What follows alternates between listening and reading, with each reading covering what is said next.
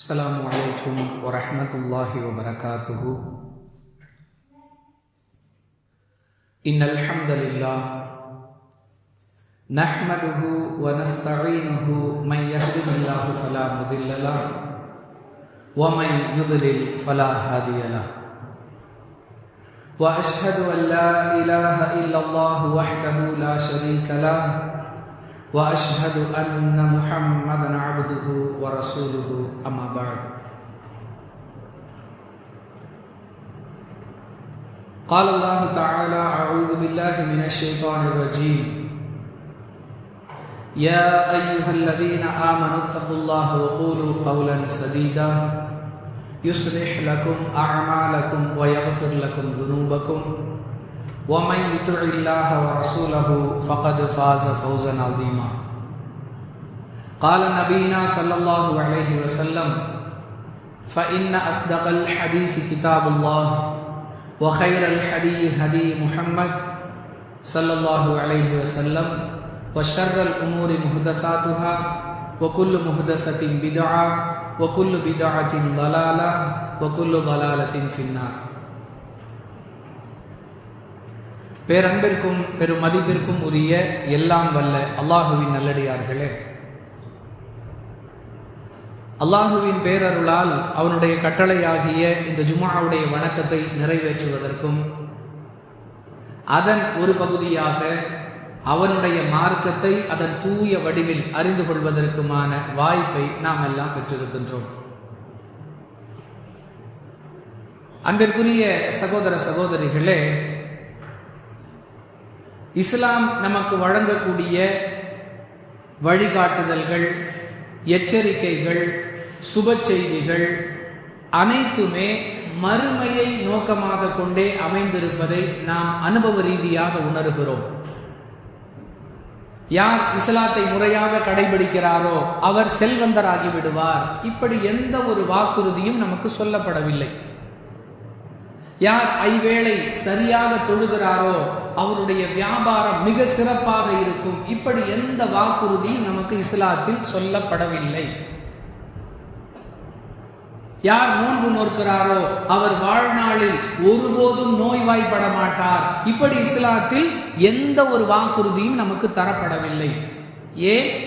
இஸ்லாத்தின் வாக்குறுதிகள், இஸ்லாத்தின் வழிகாட்டுதல்கள், இஸ்லாத்தின் சுப செய்திகள், இஸ்லாத்தின் எச்சரிக்கைகள், இஸ்லாம் சொல்லக்கூடிய அச்சமூட்டல்கள் அனைத்தும் மறுமையை மட்டுமே நோக்கமாக கொண்டு அமைய பெற்றிருக்கின்றன.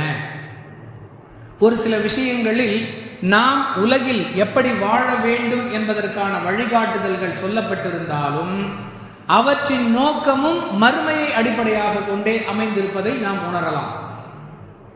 அப்படிப்பட்ட மறுமை வாழ்க்கையின் முதல் நிலை மன்னரை, கபருடைய வாழ்க்கை.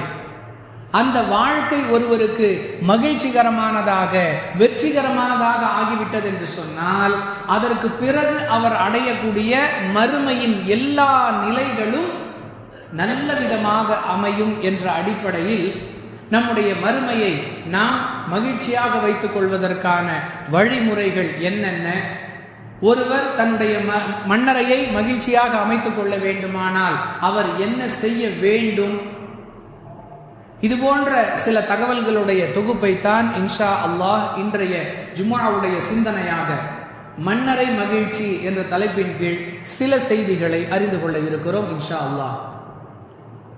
அன்பிற்குரியவர்களே, மன்னரை வாழ்க்கை என்றால் என்ன? முதலில் அதை நாம் தெரிந்து கொள்ள வேண்டும். ஒரு மனிதர் இறந்து விடுகிறார் என்று சொன்னால் அவரை 6:3 என்ற அளவில் உள்ள ஒரு குழிக்குள் புதைத்துவிட்டு வந்து விடுகிறோம். இதுதான் மன்னரை, அங்கே இருப்பதுதான் மன்னரை வாழ்க்கை என்று பெரும்பாலான முஸ்லிம்கள், பெரும்பாலான மனிதர்கள் புரிந்து வைத்திருப்பதை பார்க்கிறோம். ஆனால் இஸ்லாம் சொல்லக்கூடிய மன்னரை வாழ்க்கை என்பது அந்த 6:3 அந்த குழிக்குள் மட்டும் அல்ல. அது வெளிப்பார்வைக்கு ஒரு மனிதனுடைய உடலை புதைப்பதற்கான ஒரு ஏற்பாடு. உண்மையிலேயே மன்னரை வாழ்க்கை என்பதை அல்லாஹ் மறைவான ஒரு ஏற்பாட்டின் மூலம் தன்னுடைய வல்லமையை கொண்டு அமைத்திருக்கிறார். நாம் புரிந்து கொள்வதற்கு சொல்லுவதாக இருந்தால், ஒரு மனிதரை எரித்து விடுகிறார்கள், அவருக்கும் மன்னரை வாழ்க்கை இருக்கிறது. அவர் புதைக்கப்படவே இல்லையே, அவருக்கு எப்படி மன்னரை வாழ்க்கை? ஒருவர் நீரில் மூழ்கி மரணித்து விடுகிறார், அவருக்கும் மன்னரை வாழ்க்கை இருக்கிறது. அவரை எங்குமே புதைக்கவில்லையே, அவருக்கு எப்படி மன்னரை வாழ்க்கை இருக்கும்? வெடிகுண்டு விபத்து, விமான வெடி விபத்து, இது போன்ற காரணங்களால் அப்படியே கருகி சாம்பலாகி விடுகிறார்களே, அவர்களுக்கும் மன்னரை வாழ்க்கை இருக்கிறதே, அவர்கள் புதைக்கப்படவே இல்லையே. அப்படி என்றால் என்ன? மரணத்திற்கு பிறகு இருக்கக்கூடிய மறுமை வாழ்க்கையின் முதல் நிலை மன்னரை வாழ்க்கை என்று சொன்னால் ஒரு குறிப்பிட்ட இடத்தில் இருப்பது அல்ல, ஒரு குறிப்பிட்ட ஸ்டேஜ், ஒரு நிலையை குறிக்கக்கூடிய வாசகமாகத்தான் இஸ்லாம் மன்னரை வாழ்க்கை என்பதை சொல்லுகிறது. ஏன் இந்த அடிப்படை என்று சொன்னால், இதை புரிந்தால்தான் அடுத்தடுத்து உள்ள நிகழ்வுகளை நம்மால் உள்வாங்கிக் கொள்ள முடியும். எனவே மன்னரை வாழ்க்கை என்பது வெறும் 6க்கு 3 ஒரு பள்ளத்திற்குள் இல்லை, அது அல்லாஹ்வுடைய ஏற்பாட்டின்படி ஒரு விதமான வாழ்க்கையாக, ஒரு விதமான நிலையாக அது அமைக்கப்பட்டிருக்கிறது.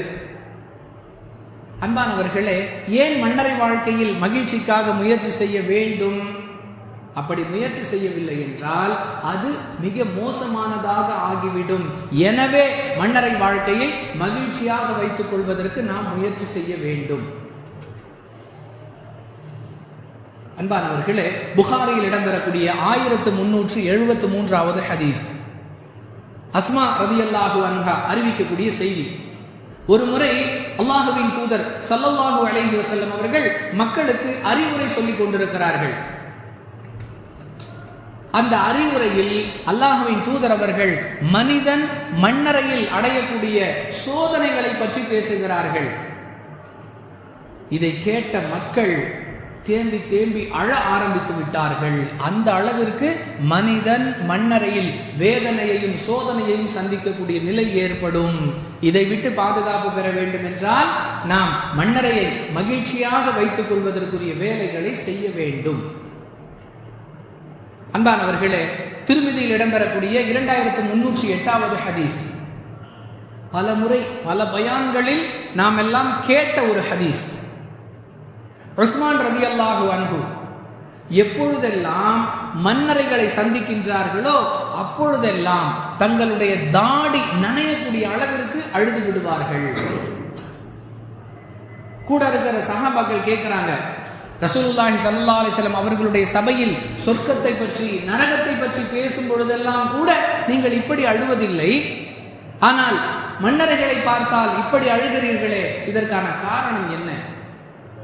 உஸ்மான் ரலியல்லாஹு அன்ஹு அவர்கள் சொல்லுகிறார்கள், அல்லாஹ்வுடைய தூதர் ஸல்லல்லாஹு அலைஹி வஸல்லம் அவர்கள் சொன்னதை நான் கேட்டிருக்கிறேன். என்ன சொன்னாங்க? மனிதன் மறுமையில் சந்திக்கக்கூடிய முதல் நிலை மன்னரை. யார் அந்த மன்னரை என்கிற நிலையில் ஈடேற்றம் பெற்று விடுகிறானோ, யாருக்கு அந்த மன்னரை வாழ்க்கை மகிழ்ச்சியானதாக அமைந்து விடுகிறதோ, அவருக்கு அடுத்து வரக்கூடிய மறுமை நிலைகள் எல்லாம் எளிமையானதாக மகிழ்ச்சியானதாக ஆகிவிடும். மாறாக யாருக்கு இந்த மன்னரை வாழ்க்கை நெருக்கடியானதாக சிரமமானதாக ஆகிவிடுகிறதோ, அவருக்கு அடுத்தடுத்து வரக்கூடிய நிலைகள் எல்லாம் சிரமமானதாக ஆகிவிடும். மேலும் மன்னரையில் நடைபெறக்கூடிய கோரமான காட்சிகளை விட மோசமான ஒரு காட்சியை நான் இதுவரை பார்த்ததே இல்லை என்று அல்லாஹ்வின் தூதர் ஸல்லல்லாஹு அலைஹி வஸல்லம் அவர்கள் சொன்னதை நான் கேட்டிருக்கிறேன். எனவேதான் நம்முடைய மன்னரை அப்படி ஆயிடக்கூடாதுங்கிற பயம் எல்லா மனிதருக்கும் வர வேண்டும். இந்த பயம், அதனால் நான் அழுகிறேன் என்று உஸ்மான் ரலியல்லாஹு அன்ஹு அவர்கள் சொல்லக்கூடிய செய்தி திருமிதியில 2308வது ஹதீஸில் பார்க்கிறோம். அன்பிற்குரியவர்களே, நாம் விளங்க வேண்டிய விஷயம் என்ன? மன்னரையில் இப்படிப்பட்ட நெருக்கடிகள், இப்படிப்பட்ட சோதனைகள், இப்படிப்பட்ட சிரமங்கள் எல்லாம் இருக்கும். அதை விட்டு நாம் பாதுகாப்பு பெற வேண்டும் என்றால் நம்முடைய மன்னரையை மகிழ்ச்சியாக வைத்துக் கொள்ள வேண்டும். ஒருவருடைய மன்னரை மகிழ்ச்சியாக அமைந்து விட்டால் அங்கு எப்படிப்பட்ட இன்பங்களை, எப்படிப்பட்ட சுகங்களை எல்லாம் அவர் காண்பார். அன்பானவர்களே, அல்லாஹ்வின் தூதர் ஸல்லல்லாஹு அலைஹி வஸல்லம் சொல்லி காட்டக்கூடிய செய்தி அஹ்மத் எனும் ஹதீஸ் தொகுப்பில் 17803வது ஹதீஸாக இடம்பெற்றிருக்கிறது. ஒரு மனிதர் மரணித்தவுடன் மக்கள் அவரை குளிப்பாட்டி கஃனிட்டு அவருக்காக ஜனாசா தொழுகை நடத்தி அடக்கம் செய்து விடுவார்கள். அல்லாஹ்வுடைய தூதர் அவர்கள் சொல்லுகிறார்கள், இறந்து போன மனிதரை மக்கள் எல்லாம் அடக்கம் செய்துவிட்டு திரும்பி சென்று கொண்டிருக்கக்கூடிய, இன்னும் கபரஸ்தானோட கூட வெளியே போயிருக்க மாட்டாங்க. அதை உதாரணத்தோடு ரசூலுல்லாஹி ஸல்லல்லாஹு அலைஹி வஸல்லம் சொல்லுகிறார்கள், திரும்பி செல்பவர்களுடைய செருப்போசையை அந்த மையத் கேட்கக்கூடிய அந்த டிஸ்டன்ஸ் அவ்வளவுதான். அப்படி அடக்கிட்டு நடந்து போயிருப்பாங்க. அந்த குறுகிய இடைவெளியில் 2 வானவர்கள் வந்து அந்த இறந்து போன மனிதரை எழுப்பி உட்கார வைத்து அவரிடம் கேள்வி கேட்க ஆரம்பித்து விடுவார்கள். அன்பானவர்களே, அற்பமான உலகத்தில் நடைபெறக்கூடிய சில தேர்வுகளுக்கெல்லாம் மிக ரகசியமாக, மிக பாதுகாப்பாக அந்த கேள்வித்தாள், கொஸ்டின் பேப்பர் கொண்டு வரப்படுகிறது. பாதுகாக்கப்பட்ட, சீலிடப்பட்ட, ஆயுதம் ஏந்திய காவலர்களை கொண்டு அந்த கேள்வித்தாள் பாதுகாக்கப்படுகிறது. ஆனால் கபரில், மண்ணறையில் நமக்கு என்ன கேள்வி கேட்கப்படும் என்பதை ஆயிரக்கணக்கான ஆண்டுகளுக்கு முன்பு அல்லாஹ் தன்னுடைய தூதர்களை கொண்டு அந்தந்த சமுதாயத்திற்கு தெளிவுபடுத்திக் கொண்டே இருக்கிறார். கேள்வி சொல்லப்பட்டு அதற்கு என்ன பதில் சொல்ல வேண்டும் என்று வழிகாட்டப்பட்ட பிறகு கூட ஒருவர் மண்ணறையில் நட்டமடைவார் என்றால் அவரை விட நட்டவாளி உலகத்தில் யாருமே இருக்க முடியாது. அல்லாஹ்வுடைய தூதர் சொல்றாங்க, அந்த மனிதரை வானவர்கள் எழுப்பி உட்கார வைத்து அவரிடம் கேள்விகளை கேட்பார்கள். ஹதீஸில் 3 கேள்விகளுக்கு தான் ஆதாரங்கள் கிடைக்கின்றன. நிறைய பயான்கள்ல, மக்தபு மதரசாக்கள்ல, தபலீக் ஜமாத்துல, இங்கே எல்லாம் கபரில், மண்ணறையில் என்னென்ன கேள்விகள்லாம் கேட்கப்படுங்கிறத சொல்லும் பொழுது நிறைய விஷயங்களை சொல்றாங்க. அதுக்கெல்லாம் ஆதாரம் இல்லை. 3 கேள்விகளுக்கு தான் நமக்கு அல்லாஹ்வுடைய தூதர் ஸல்லல்லாஹு அலைஹி வஸல்லம் அவர்கள் மூலமாக ஆதாரங்கள் கிடைக்கின்றன. முதலாவது கேள்வி, உன்னுடைய ரப்பு யார்? யார் அல்லாஹுவை மட்டுமே ரப்பாக நம்பி ஏற்று செயல்படுத்தினார்களோ அவர்களுக்கு தான் இந்த பதில் சொல்லக்கூடிய வாய்ப்பு கிடைக்கும். அல்லாஹ் தான் எங்களுடைய ரப்பு.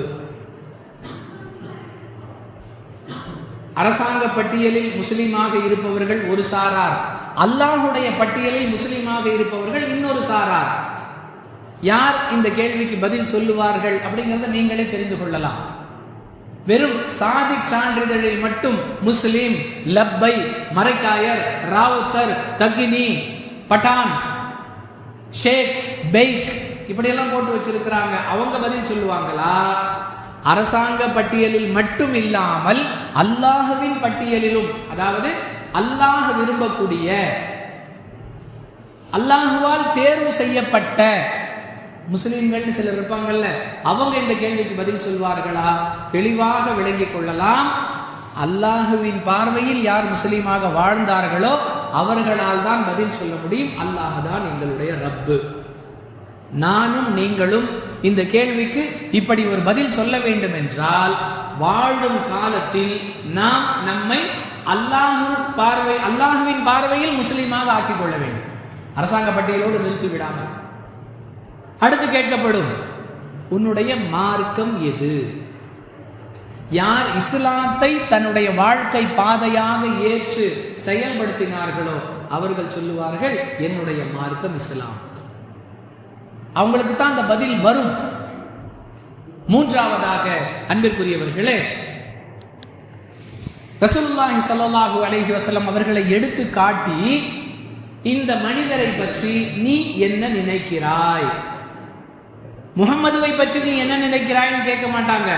எவ்வளவு நுணுக்கமாக அல்லாஹ் இந்த ஏற்பாட்டை செய்கிறான். முஹம்மதுவை பற்றி நீ என்ன அறிகிறாய் அப்படின்னு கேட்டா கேள்விப்பட்டதையெல்லாம் சொல்லி தப்பிச்சிருவான்ல. அதனால அல்லாஹ் ரசூலுல்லாஹி ஸல்லல்லாஹு அலைஹி வஸல்லம் எடுத்து காட்டப்படுவார்கள். அது எப்படி எடுத்து காட்டப்படுவாங்க? அது அல்லாஹ்வுடைய ஏற்பாடு. இப்ப வெறும் படமாக எடுத்து காட்டப்படுவார்களா, உருவமாக எடுத்து காட்டப்படுவார்களா, அதெல்லாம் நமக்கு தெரியாது. எடுத்து காட்டப்பட்டு இவரை பற்றி நீ என்ன கருதுகிறாய்? யார் அறிந்து வைத்திருக்கிறார்களோ, யார் அவர்களுடைய வழியை பின்பற்றுகிறார்களோ அவர்களுக்கு தான் சாத்தியம். எப்படி? இவர் அல்லாஹ்வின் தூதராகவும் அவனுடைய அடியாராகவும் இருக்கிறார். மலக்குகள் கேட்பாங்க, இது எப்படி உனக்கு தெரியும்? நான் அல்லாஹ்வின் வேதத்தை படித்தேன், அதன் மீது நம்பிக்கை கொண்டேன், அதை உண்மைப்படுத்தினேன், அதனால எனக்கு தெரியும். அன்பானவர்களே, வானுலகிலிருந்து ஒரு ஓசை வரும், என்னுடைய அடியான் சரியான பதிலை சொல்லிவிட்டான். பிறகு அந்த அடியானுக்கு கிடைக்கக்கூடிய இன்பமான வாழ்க்கை, அதை பற்றி அல்லாஹ்வின் தூதர் ஸல்லல்லாஹு அலைஹி வஸல்லம் சொல்றாங்க. இதுதான் மன்னரை மகிழ்ச்சி. என்னுடைய அடியானுக்கு சுவனத்தின் விரிப்புகளை கொண்டு வாருங்கள், சொர்க்கத்துடைய விரிப்பு.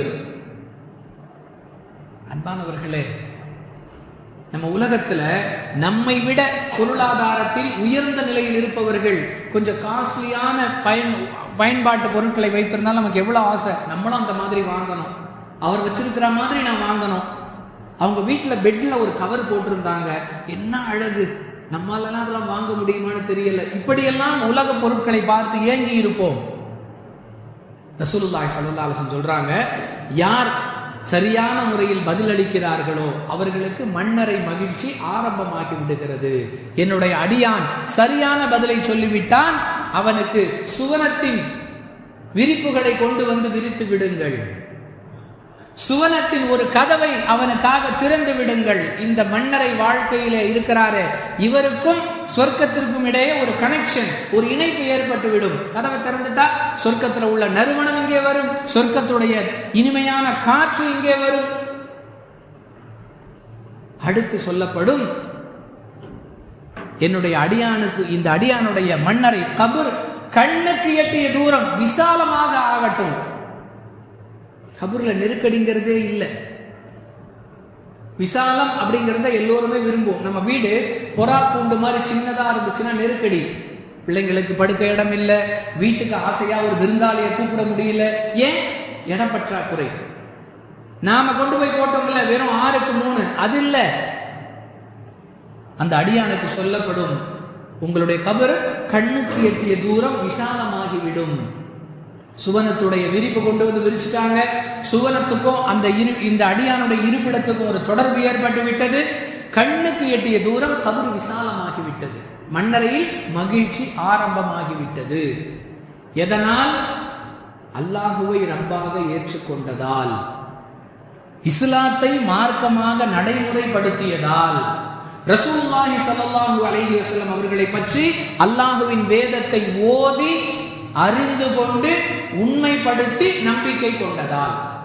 அஹ்மத் அப்படிங்கிற நூல் இடம்பெறக்கூடிய 17803வது ஹதீஸில் இருந்து அறிந்து கொள்கிறோம். அடுத்து மன்னரையில் இந்த அடியான் அனுபவிக்கக்கூடிய மகிழ்ச்சி எப்படிப்பட்டதாக இருக்கும்? ஒளி. நமக்கு தெரியும் கபர்னா என்ன, மண்ணை போட்டு மூடிட்டோம், அங்க என்ன வெளிச்சம் இருக்கும்? அன்பானவர்களே, முஸ்லிமில் இடம்பெறக்கூடிய 1678வது செய்தியில பார்க்கிறோம், ரசூலுல்லாஹி ஸல்லல்லாஹு அலைஹி வஸல்லம் அவர்கள் அபூ சலமா ரலியல்லாஹு அன்ஹு அவர்களுக்காக பிரார்த்தனை செய்கிறார்கள். இறந்து போன மனிதருக்காக இப்படி நாம் பிரார்த்தனை செய்ய வேண்டும் என்பதை இந்த ஹதீஸ் நமக்கு எடுத்து சொல்லுகிறது. யா அல்லாஹ், இவரை மன்னிப்பாயாக, இவரை நல்லோர்களுடன் சேர்த்து இவருடைய தகுதியை உயர்த்துவாயாக, இவர் விட்டு சென்றவர்களுக்கு நீ பொறுப்பேற்றுக் கொள்வாயாக, இவரையும் எங்களையும் மன்னிப்பாயாக. மறுபடியும் மன்னிப்பு கேட்கிறாங்க. இவருடைய மண்ணறையை ஒளியால் நிரப்புவாயாக. ஒரு மனிதர் உலகத்தில் நல்லவராக வாழ்ந்தால் அவருடைய கபர் ஒளி நிரம்பியதாக இருக்கும் என்பதை ரசூலுல்லாஹி ஸல்லல்லாஹு அலைஹி வஸல்லம் செய்யக்கூடிய இந்த துஆவிலிருந்து நாம் அறிந்து கொள்கிறோம். அவர் இருக்கக்கூடிய அந்த மன்னரை பகுதிங்கிறது ஒளியால் நிரம்பி இருக்கும். அது மட்டுமல்ல, முஸ்னத் அபி யஅலா அப்படிங்கிற ஹதீஸ் தொகுப்பில் இடம்பெறக்கூடிய 6504வது ஹதீஸ், கேள்வி கணக்கு முடிவுற்ற பிறகு அந்த மன்னரை வாழ்க்கையை அனுபவிக்கக்கூடிய அடியானுக்கு அந்த மன்னரை என்பது ஒரு பூந்தோட்டமாக, செழிப்பான பசுமை நிற தோட்டமாக மாறிவிடும். அவனுடைய கபர் 70 முழம் அளவிற்கு விசாலமாகிவிடும். மேலும் அந்த அடியான் முழு நிலவை போன்று பிரகாசமாக ஒளி வீசக்கூடியவனாக மாறிவிடுவான். நாம இருக்கிற பகுதியும் வெளிச்சமாக இருக்கும்,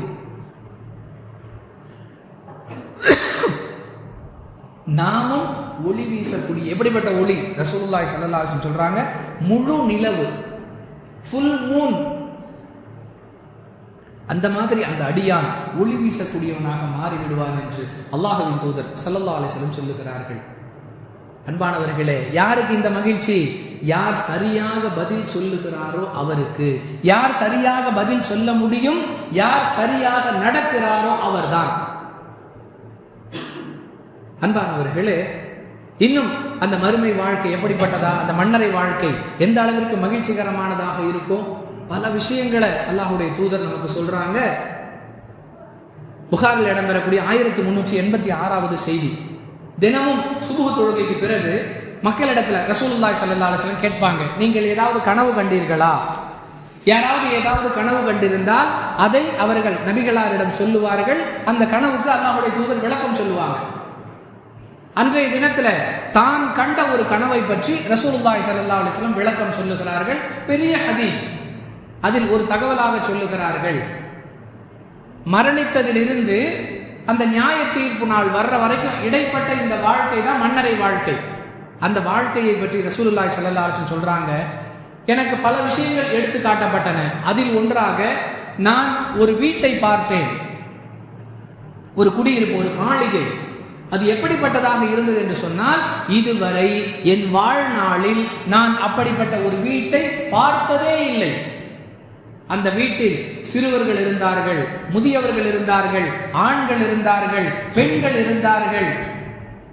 என்னை அழைத்து சென்ற அந்த மாணவர்களிடத்தில் நான் கேட்டேன், இது யாருக்குரிய வீடு என்று. இது முஸ்லிம்கள், முஃமின்களுக்குரிய வீடு என்று எனக்கு பதில் சொல்லப்பட்டது. உலகில் வாழும் காலத்தில் சரியான முஸ்லீமாக, சரியான முஃமினாக நாம் நம்முடைய வாழ்க்கையை அமைத்துக் கொண்டால், நம்முடைய மன்னரை வாழ்க்கை நம்மை மகிழ்விக்கக்கூடிய அளவிற்கு, சந்தோஷப்படக்கூடிய அளவிற்கு மாளிகை நிறைந்ததாக, மாளிகை வசிப்பிடமாக ஆக்கப்படும். எத்தனை பெரிய பாக்கியம்! அன்பானவர்களே, புகாரில் இடம்பெறக்கூடிய 1379வது செய்தி, ஒருவர் மன்னரை வாழ்வில் தான் தங்க போகிற சொர்க்கம் அவருக்கு எடுத்து காட்டப்படும் என்று அல்லாஹ்வுடைய தூதர் சொல்றாங்க. மறுமை நாளில் நியாய தீர்ப்புக்கு பிறகு நீங்கள் இந்த இடத்தில் தான் தங்க போகிறீர்கள் என்று இவர் தங்கக்கூடிய அந்த சொர்க்கம் இவருக்கு காட்சி தந்து கொண்டே இருக்கும். எவ்வளவு நிம்மதி! எனக்கு ஒரு விஷயம் முடிஞ்சிருச்சு, நாளை காலை பயணம் செய்ய வேண்டும், அல்லது 15ஆம் தேதி பயணம் செய்ய வேண்டும், இன்று 2ஆம் தேதியே நம்முடைய டிக்கெட் கன்ஃபார்ம் ஆகிவிட்டது என்று சொன்னால் ஒரு பெரிய பெருமூச்சு. அல்ஹம்துலில்லாஹ், பயணத்தை பத்தி கவலை இல்லை, இப்ப ரெடி ஆகிறது மட்டும்தான் வேலை. ஏன்? டிக்கெட் கன்ஃபார்ம் ஆகிவிட்டது. அற்பமாக சென்னையிலிருந்து மதுரை வரை, ஆம்பூரிலிருந்து பெங்களூரு வரை ஒரு ரயில் பயண டிக்கெட் கன்ஃபார்ம் ஆனதற்கே நாம் சந்தோஷப்படுகிறோமே, மண்ணறையிலேயே சொர்க்கம் உனக்கு உறுதியாகிவிட்டது, அது இதுதான் என்று எடுத்து காட்டப்பட்டால் அந்த மன்னரை வாழ்க்கை எந்த அளவிற்கு மகிழ்ச்சியானதாக இருக்கும்? அல்லாஹ்வுடைய தூதர் சொல்லி காட்டுறாங்க புகாரில 1379வது ஹதீஸ்ல. அன்பானவர்களே, தூக்கம் இது மனிதனுக்கு எந்த அளவிற்கு தேவை? ஒரு நோயாளி மருத்துவரிடம் சென்று வைத்தியம் செய்கிறார், மருத்துவம் செய்கிறார், அவருக்கு மருந்து மாத்திரை கொடுக்கப்படுகிறது, ஊசி போடப்படுகிறது. எல்லாவற்றிற்கும் மேலாக நல்ல ரெஸ்ட் எடுங்க. எந்த விதமான உடல் கோளாறாக இருந்தாலும் மருத்துவர்கள் சொல்லக்கூடிய ஆலோசனை, கொஞ்சம் ஓய்வெடுங்க. ஓய்வே பாதி மருத்துவம். அந்த ஓய்வுடைய பிரதான அம்சம் தூக்கம். ஒருத்தருக்கு ஒழுங்கா தூக்கம் இல்லைன்னு சொன்னா பல வகையான பிரச்சனைகளை அவர் அனுபவித்துக் கொண்டிருக்கிறார். யார் ஒரு திட்டமிட்டு தன்னுடைய ஓய்வு நேரத்தை அமைத்துக் கொள்கிறாரோ அவர் பெரும்பாலான பிரச்சனைகளிலிருந்து தப்பித்துக் கொள்கிறார். அந்த அளவுக்கு தூக்கம்ங்கிறது மனிதனை நிம்மதி அடைய செய்யக்கூடிய ஒரு அம்சம். மண்ணறையில கேள்வி கணக்கு முடிந்த பிறகு அந்த அடியானிடத்தில் வானவர்கள் சொல்லுவார்களாம், நீ நிம்மதியாக உறங்கு, நல்லபடியா தூங்கு. அந்த அடியான் சொல்லுவானா, எனக்கு கிடைச்சிருக்கக்கூடிய இந்த பாக்கியங்களை பற்றி நான் என்னுடைய குடும்பத்தாருக்கு சொல்ல வேண்டும், எனவே என்னை திருப்பி அனுப்புங்கள், நான் இப்படிப்பட்ட பாக்கியங்களை எல்லாம் பெற்றுக்கொண்டேன் என்று சொல்லிவிட்டு திரும்ப வந்து விடுகிறேன், என்னை அனுப்புங்க. மலக்குகள் சொல்லுவாங்க, அமைதியா தூங்குப்பா. இந்த அடியான் கேட்பான், என்னை அனுப்புங்க, நான் பெற்றிருக்கக்கூடிய இந்த சுகங்களை பற்றி என் குடும்பத்தினர் சொல்லிட்டு நீங்க ஒழுங்கா நடந்தீங்கன்னா இதெல்லாம் கிடைக்கும்னு சொல்லிட்டு நான் திரும்ப வந்துடுறேன். மலக்குகள் சொல்லுவார்களாம், நியாய தீர்ப்பு நாள்ல அல்லாஹ் உன்னை எழுப்பும் வரை நீ இங்கு நிம்மதியாக தூங்கு. எப்படி சொல்லுவாங்களாம்?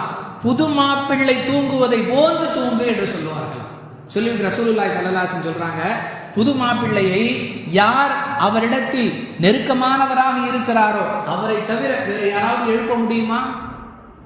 புது மாப்பிள்ளைய புது கொண்டாட்டி எழுப்பினால் மட்டும்தான் கோபப்பட மாட்டார், வேறு யாராவது எழுப்பினால். எவ்வளவு அழகாக மனித மனம் புரிந்து கொள்ளக்கூடிய வகையில் மன்னரை மகிழ்ச்சியை அல்லாஹ்வின் தூதர் ஸல்லல்லாஹு அலைஹி வஸல்லம் விளக்கி சொல்லுகிறார்கள்.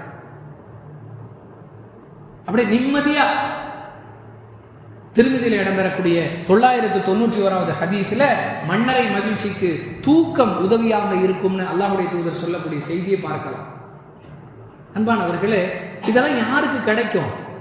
இவ்வளவு விஷயங்கள் சொல்லப்பட்டிருக்கு, இதெல்லாம் யார் பெற்றுக்கொள்ள முடியும்? அல்லாஹ்வுடைய தூதர் சொல்றாங்க, இறை நம்பிக்கையாளர், சரியான முஃமினாக ஒருவர் வாழ்வார் என்று சொன்னால் அவர் இந்த பாக்கியத்தை பெற்றுக்கொள்வார்.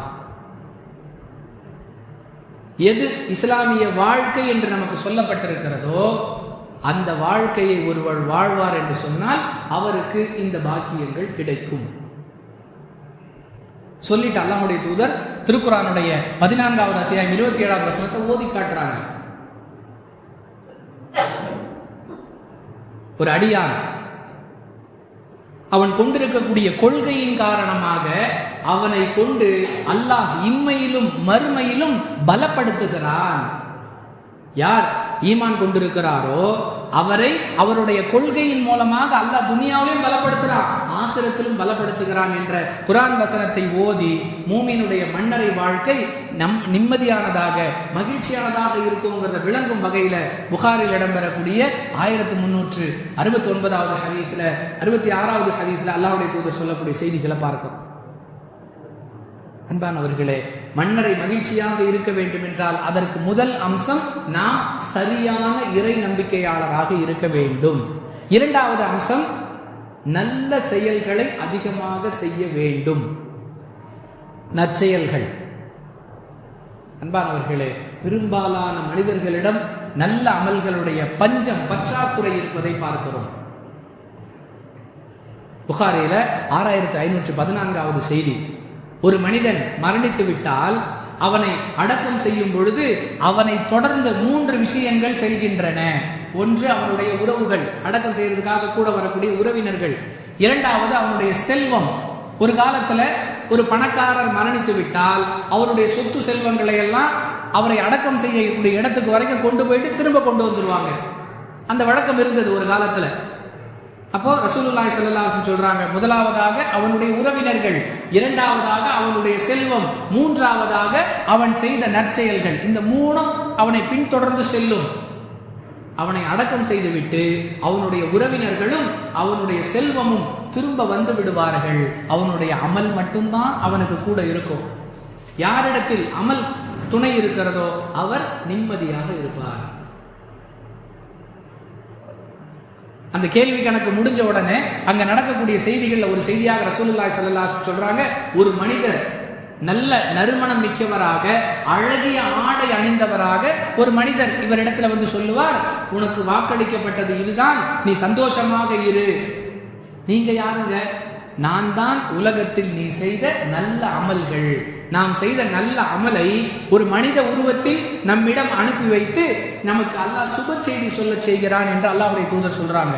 அஹ்மதுல உள்ள 17803வது ஹதீஸுடைய முடிவுல நம்ம இதை பார்க்கலாம். அப்போ மன்னரை மகிழ்ச்சியாக இருப்பதற்கு முதல் தகுதி முஃமினாக இருக்க வேண்டும். நாங்களாம் மூமின் தானங்க அப்படின்னு கேட்கலாம். அல்லாஹ் விரும்பக்கூடிய அந்த தகுதி உள்ள மூமினாக நம்மை நாம் ஆக்கிக் கொள்ளணும். இரண்டாவது, நற்செயல்கள் செய்யணும்.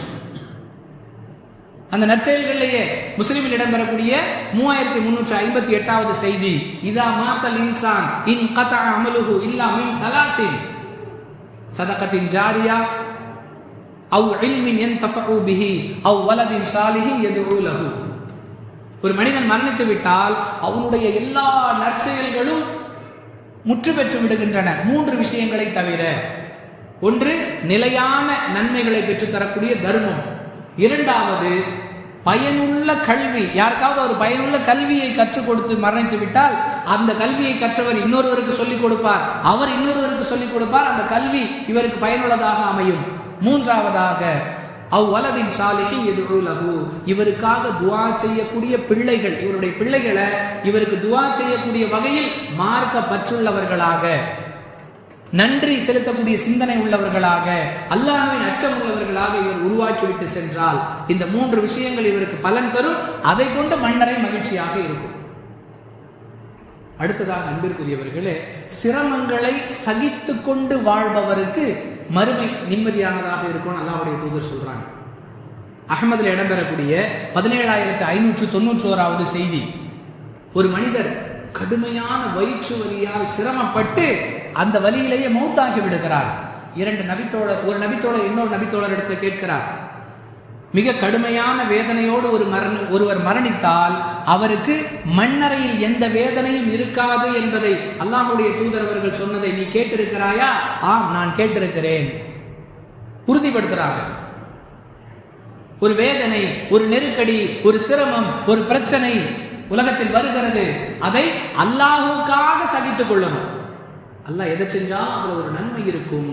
அல்லாஹ் நம்முடைய வாழ்க்கையில் நடத்தக்கூடிய சந்தோஷமானாலும் சரி, சிரமமானாலும் சரி, அதில் ஒரு காரணம் இருக்கும் என்று அதை அல்லாஹ்வுக்காக பொருந்தி போகக்கூடிய பக்குவம் ஒருவரிடத்தில் இருந்தால் அவருடைய மன்னரை மகிழ்ச்சியாக இருக்கும் என்று அஹ்மது எனும் நூலில் இடம்பெறக்கூடிய 17591வது ஹதீஸிலே பார்க்கிறோம். அடுத்து இறுதியாக அன்பிற்குரியவர்களே, 3வது அத்தியாயம் 169வது வசனத்திலே அல்லாஹ் சொல்லி காட்டுகிறான், வலா யஹ்ஸபன்னல்லதீன குதிலு ஃபீ ஸபீலில்லாஹி அம்வாதா பல் அஹ்யாஉன் இன்த ரப்பிஹிம் யுர்ஸகூன். யார் அல்லாஹ்வின் பாதையில் கொல்லப்படுகிறார்களோ, அல்லாஹ்வுடைய மார்க்கத்துக்காக தன் உயிரை கொடுக்கிறார்களோ, அவங்கள இறந்து போனவங்கன்னு சொல்லாதீங்க. ஏனென்றால் அவர்கள் அல்லாஹ்விடத்தில் உயிரோடு இருக்கிறார்கள், அல்லாஹ் அவர்களுக்கு உணவளித்துக் கொண்டிருக்கிறான். உடனே கேள்வி, அது எப்படிங்க? எல்லாரும் மௌத்தா போன மாதிரி தானே அவங்கள மௌத்தானாங்க, அவங்க எப்படி உயிரோடு இருப்பாங்க? நாம் எல்லாம் மௌத்தாகி விட்டோம் என்று சொன்னால் அல்லாஹ் நம்மை உறக்கத்தில் போட்டு விடுவான். கேள்வி கணக்கு முடிந்தவுடன் ஒரு ஆழ்ந்த உறக்கம், கியாமத் நாள் வரைக்கும் தூங்கிக்கிட்டு இருப்போம். ஆனால் ஷஹீதுகள் பச்சை நிற பறவைகளுடைய உடலுக்குள் அவர்களுடைய உயிரை அல்லாஹ் செலுத்தி விடுவான். அவர்கள் அந்த சொர்க்கச்சோலைகளில், சொர்க்கச்சோலைன்னு சொன்னா கேள்வி பதிலுக்கு பிறகு இருக்கக்கூடிய சொர்க்கச்சோலை அல்ல, கபருடைய வாழ்க்கை, மன்னரை வாழ்க்கையில் இருக்கக்கூடிய சொர்க்கச்சோலைகளில் சந்தோஷமாக விரும்பியதை சாப்பிட்டு மகிழ்ச்சியோடு சுத்தி கொண்டிருப்பார்கள். அல்லாஹ்வுடைய அரிசின் கீழ் இருக்கக்கூடிய அந்த கூண்டுக்குள் அவர்கள் ஓய்வெடுப்பார்கள். இது ஷஹீதுகளுக்கு மட்டும் உள்ள அந்தஸ்து. அதனால் அவங்களை மௌத்தானவங்கன்னு சொல்லாதீங்கன்னு அல்லாஹ் சொல்லி காட்டுறான். இதை புகாரில் இடம்பெறக்கூடிய 3834வது ஹதீஸில் பார்க்கிறோம். அன்பானவர்களே, கபருன்னு சொன்னா எல்லாரையும் போய் அடக்கம் பண்ணும் பொழுது நம்ம கபரஸ்தானை பார்ப்போம், அதுதான் கபருக்கும் நமக்கும் உள்ள உறவு அப்படின்னு நம்ம நினைச்சிட்டு இருக்கிறோம். அன்பானவர்களே, அது ஒரு நீண்ட நெடிய வாழ்க்கை. அது நெருக்கடியானதாக இருக்க வேண்டுமா அல்லது நிம்மதியானதாக இருக்க வேண்டுமா என்பதை தேர்வு செய்யக்கூடிய வாய்ப்பை அல்லாஹ் நம்மிடத்துல கொடுத்திருக்கிறார்.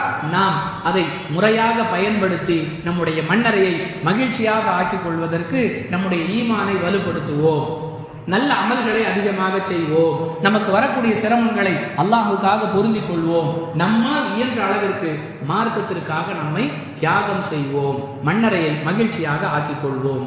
வாஹிர் தஅவானா அனில் ஹம்துலில்லாஹி ரப்பில் ஆலமீன்.